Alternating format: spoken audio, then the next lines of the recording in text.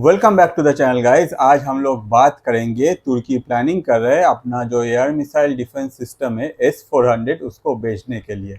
आगे जाके वो कौन सा कंट्री को इससे बेचेगा, ऑन द अदर साइड वो कंट्री ये खरीद पाएगा या फिर नहीं पाएगा, या फिर दूसरा कंट्री इसे खरीद सकता है, या फिर इसके पीछे एग्जैक्ट रीज़न क्या है, सारा जो इन्फॉर्मेशन है आपको इसी वीडियो में मिलने वाला है। तो चलिए शुरू करते हैं और देखते हैं तुर्की ने एग्जैक्टली क्या किया है और किस लिए तुर्की ये S-400 जो मिसाइल डिफेंस सिस्टम है ये बेचना चाहता है। अगर हम लोग थोड़ा सा पास्ट में जाए तो हम लोग को देखने मिलता है कि एक टाइम में तुर्की ने अपने तरफ से डिसीजन लिया था कि अपना जो कंट्री का डिफेंस सिस्टम है उसको और भी ज़्यादा प्रोटेक्टिव करेगा, और कंट्री में अगर कोई अटैक करता है at that point of time तुर्की उसका आंसर भी दे पाएगा, और कोई अगर अटैक करता है तो कंट्री जो है कम्प्लीटली प्रोटेक्ट रहेगा। तो इसी सोच के अनुसार तुर्की ने अपने तरफ से स्टेप लिया। क्या स्टेप लिया? तुर्की ने यूएस को बोला कि भाई हम लोग को फाइटर जेट चाहिए। तो यूएस बोला ठीक है चलो, आप तो नाटो में हो ही, तो आप लोगों को फाइटर जो है वो हम लोग सप्लाई करेंगे। साथ ही साथ F-35 जो फाइटर जेट का प्रोग्राम था उसमें भी तुर्की को ले लिया यूएस ने, और फाइटर जेट जो है वो सप्लाई किया तुर्की को यूएस की तरफ से। तो ठीक है चलो भाई, फाइटर जेट आ गया। उसके कुछ दिन बाद तुर्की को लगा कि भाई अगर कोई हम लोग के कंट्री में मिसाइल फेंक दे तब हम लोग क्या करेंगे, तो हम लोगों को चाहिए एयर डिफेंस मिसाइल सिस्टम। तो ये सोचते हुए तुर्की चला गया चाइना के पास। चाइना को बोला कि भाई हम लोग को एयर डिफेंस मिसाइल सिस्टम चाहिए, आप लोग तो बनाते हो, तो बोलो क्या है, नहीं है या फिर क्या है, हम लोग भी अपने कंट्री के लिए ये लेके। चाइना ने बोला हाँ ठीक है चलिए, हम लोग के पास F-2000 एयर डिफेंस सिस्टम है, ये one of the means advance defence system है उस टाइम में, तो आप ये अगर लेते हैं तो आप लोग का कंट्री जो है वो कम्प्लीटली प्रोटेक्टिव रहेगा, कोई भी इसके ऊपर अगर अटैक करते हैं तो ये जो मिसाइल है या फिर एयरक्राफ्ट है उसको गिरा देगा। बोला ठीक है चलो हम लोग ले लेंगे, मगर उससे पहले आपको एक डेमो दिखाओ। अब चाइनीज़ प्रोडक्ट है, डेमो जब देखने गए उस टाइम में क्या हुआ, एक जो मिसाइल है वो मिसफायर कर दिया। कुछ हुआ था शायद टेक्निकल इश्यूज, इसके वजह से जो मिसाइल को जहाँ जाना था वहाँ नहीं जाके वो दूसरा साइड में चला गया। तो ये देखने के बाद तुर्की ने अपने तरफ से डिसीजन लिया कि भाई चाइनीज़ जो प्रोडक्ट है उससे दूर रहो। ये क्या होगा नहीं होगा, या फिर अगर डिफेंस सिस्टम को हम लोग मतलब कोई दूसरे के ऊपर अटैक करने से वजह से अगर तुर्की में ही गिर जाए तो और भी प्रॉब्लम है। तो तुर्की ने बोला कि भैया नमस्ते, हम लोग चलते हैं, हम लोग को आपसे डिफेंस सिस्टम नहीं लेना है। मगर तुर्की के तरफ से ये भी था कि हम लोग को डिफेंस सिस्टम खरीदना है, तो वो लोग उस टाइम में क्या किया, वो लोग चला गया रशिया के पास। रशिया के पास जब वो डिफेंस सिस्टम खरीदने गया तो रशिया ने अपने तरफ से ये जो S-400 डिफेंस सिस्टम है ये शो किया। बोला कि देखिए ये जो है ये एडवांस टेक्निक है, इसमें राउंड अबाउट 400 किलोमीटर तक अगर कोई मतलब मिसाइल आता है या फिर एयरक्राफ्ट आता है तो उसको मार गिराता है। प्रेजेंटली ये one of the advance system है। तो तुर्की ने बोला ठीक है चलो इसका भी डेमो दिखाओ। रशिया ने डेमो दिखा दिया। रशिया का डेमो बढ़िया था क्योंकि प्रोडक्ट बढ़िया था, क्वालिटी बढ़िया था, बहुत बढ़िया। तुर्की को बहुत अच्छा लगा। तुर्की बोला कि हम लोग ये खरीदेंगे। अब यूएस को ये बात पता चल गया। यूएस बोला कि अगर आप लोग जाके रशिया से कुछ भी खरीदते हो तो हम लोग क्या करेंगे, आपके ऊपर सैंक्शंस डाल देंगे। तो तुर्की बोला कि भाई ये तो थोड़ा सा प्रॉब्लम हो जाएगा, आप आगे जाके सैंक्शंस भी मिल जाएगा इसके साथ, फिर जो हम लोग को नहीं चाहिए। फिर तुर्की थोड़ा सा रुक गया। तो उसके बाद क्या हुआ, उसके बाद देखा कि रशिया से सेम प्रोडक्ट जो है वो इंडिया भी खरीदा, साथ ही साथ चाइना भी खरीदा। अब चाइना के ऊपर रशिया ने डाल दिया सैंक्शंस। इंडिया का ये इशू को लेकर बहुत दिन खींचा गया, मगर इंडिया के ऊपर उस टाइम में यूएस इस चीज़ के लिए कोई सैंक्शंस नहीं डाला था। तो ये देखने के बाद तुर्की बोला कि भाई बहुत बढ़िया है, तो एक काम करते हैं हम लोग जो है हम लोग भी ये ले लेते हैं, और अब मैं तो हम लोग तो पहले से ही नाटो के मेंबर है, साथ ही साथ हम लोग का तो डिफेंस डील होता ही रहता है यूएस से, तो यूएस जो है हम लोग के ऊपर भी सैंक्शंस नहीं डालेगा। तो तुर्की ने क्या किया, तुर्की ने यह भी ले लिया रशिया से।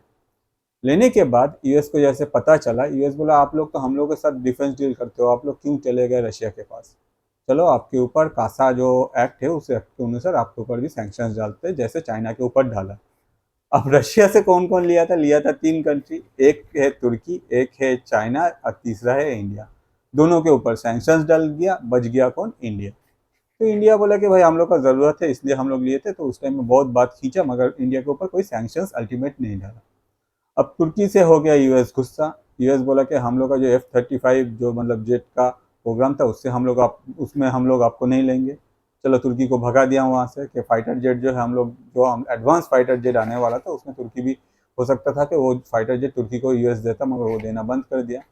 अब तुर्की बेचारा क्या करेगा, यूएस गुस्सा हो गया तो तुर्की को भी खराब लगा, यूएस को मनाना पड़ेगा।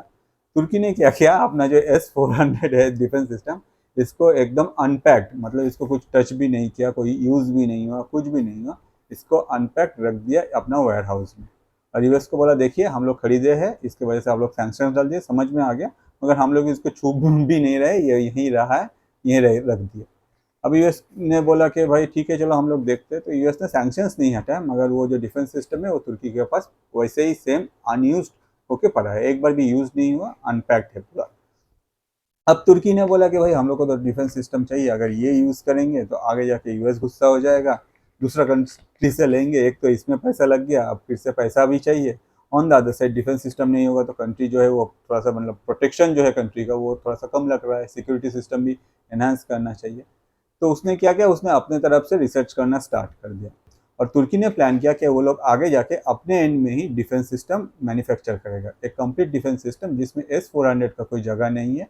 ऑन द अदर साइड वो जो डिफेंस सिस्टम होगा वो तुर्की को कम्प्लीटली प्रोटेक्ट करेगा, अगर दूसरा कंट्री मिसाइल भेजता है या फिर एयरक्राफ्ट भेजता है, ये सब मतलब जो है इस सब से।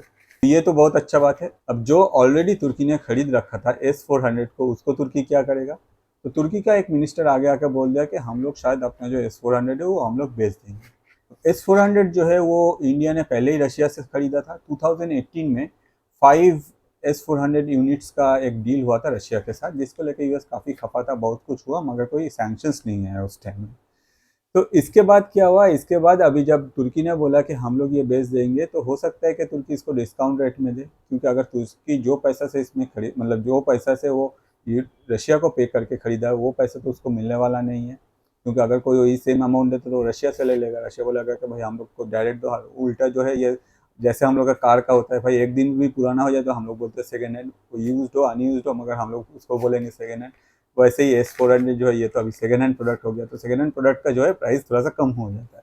अब तुर्की के साथ पाकिस्तान का जो रिलेशन है ये अच्छा है, हो सकता है कि तुर्की कुछ डिस्काउंट रेट में पाकिस्तान को ये जो S-400 मिसाइल डिफेंस सिस्टम है ये बेच दे। ऑन द अदर साइड ये भी हो सकता है कि तुर्की ये S-400 missile defence system India को भी भेज दे। क्यों? इसके पीछे भी रीज़न है। प्रेजेंटली पाकिस्तान का जो इकोनॉमिक कंडीशन है, अगर पाकिस्तान जाता है S-400 मिसाइल डिफेंस सिस्टम खरीदने के लिए, भले ही उसको 90% भी डिस्काउंट दे दे, तो बाकी जो पैसा होता है वो पाकिस्तान को देना पड़ेगा। और उसके लिए पाकिस्तान किसके पास जाएगा? जाएगा IMF के पास, बोलेगा कि भैया हम लोग का तो अभी एक नया S-400 हम लोग को खरीदना है, भले ही सेकेंड हैंड हो वही खरीदेंगे, मगर उसके लिए भी पैसा चाहिए, और बाकी पैसा हम लोग जो है EMI में ये पैसा दे देंगे। IMF बोलेगा कि तुम्हारा देश में जो सिटीजन है उन लोगों को खाने को नहीं मिल रहा है, तुम लोग को S-400 चाहिए, कहाँ से दूँ पैसा? इन्फ्लेशन देखे हो क्या हो रहा है? तो ये सब चीज़ अभी पाकिस्तान को सुनने वाला होगा अगर IMF के पास जाता है। उसके बाद अगर IMF लोन दे देता है, तब जाके हो सकता है कि भाई पाकिस्तान आगे जाए S-400 खरीदने में। ऑन द अदर साइड अगर तुर्की को चाहिए कि इंस्टेंट पैसा मिल जाए, साथ ही साथ पाकिस्तान से बेटर डील मिले, तो तुर्की इंडिया के साथ डील करेगा, क्योंकि इंडिया के पास ऑब्वियसली जो इकोनॉमिक कंडीशन है वो पाकिस्तान से बहुत आगे है इंडिया, और इसके वजह से इंडिया अगर ये चीज़ खरीदता है, ऑलरेडी इंडिया के पास S-400 है 5 यूनिट्स, और फिर से अगर जाके इंडिया खरीदता है, तो इंडिया तो ऑलरेडी रशिया के साथ टाई अप है, तो इसको मेंटेन करना भी ईजी रहेगा। साथ ही साथ अगर इंडिया खरीदता है तो तुर्की को एग्जैक्ट जो अमाउंट पाकिस्तान को लेकर मतलब जो बार्गेनिंग बहुत ज़्यादा होने वाला था वो शायद तुर्की को उतना ज़्यादा बार्गेनिंग नहीं कर पाए, और इंडिया जो है इसको कम्प्लीटली अच्छी तरह से पहले भी हैंडल कर चुका है, इंडिया ऑलरेडी यूज़ कर रहा है बहुत सालों से, तो इंडिया जो है इसको कम्प्लीटली अच्छी तरह से हैंडल कर पाएगा। तो अभी जो सिनारियो है वो यही है, तुर्की की तरफ से ऑफिशियली कुछ नहीं बोला गया है कि वो किसको जाके आगे अपना जो S-400 मिसाइल डिफेंस सिस्टम है ये बेचेगा, मगर ये जो एयर मिसाइल डिफेंस सिस्टम है ये वन ऑफ द बेस्ट है। अगर हम लोग देखें प्रेजेंटली भी हम लोग जो टेक्नोलॉजी ऑल ओवर वर्ल्ड में अवेलेबल है regarding the air defence system, उसमें S-400 one of the best है। 400 किलोमीटर दूर से भी कोई भी एक मिसाइल हो, कोई भी एक एयरक्राफ्ट हो, ये उसको अच्छी तरह से एकदम पूरा मतलब ख़त्म कर सकता है। ऑन द अदर साइड इसका अगर एक्यूरेसी देखें तो वन ऑफ द बेस्ट है।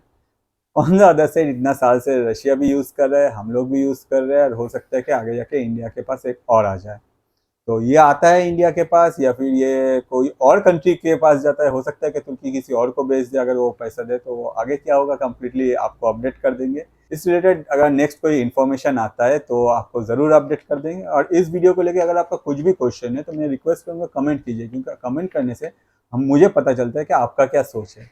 ऑन द अदर साइड अगर आपको ऐसे ही इंटरेस्टिंग वीडियोस और देखना है तो मैं रिक्वेस्ट करूंगा मेरा YouTube channel that is Atanu Paul ATANU space PAUL को जाकर सब्सक्राइब कीजिए, बहुत सारे अलग अलग टॉपिक्स में बहुत सारे वीडियोस आपको वहाँ मिलने वाला है। जो वीडियो सबसे अच्छा लगता है आपके जो लाइफ के स्पेशल पर्सन है उनके साथ शेयर कीजिए, क्योंकि इससे क्या होता है आपका जो सोच है, आप क्या देखना पसंद करते हैं उन तक पहुँचता है। ऑन द अदर साइड हम लोग जैसे जो क्रिएटर है, हम लोग का जो रोजी रोटी है वो भी चलता रहता है। आज इस वीडियो में इतना ही। देखने के लिए थैंक यू।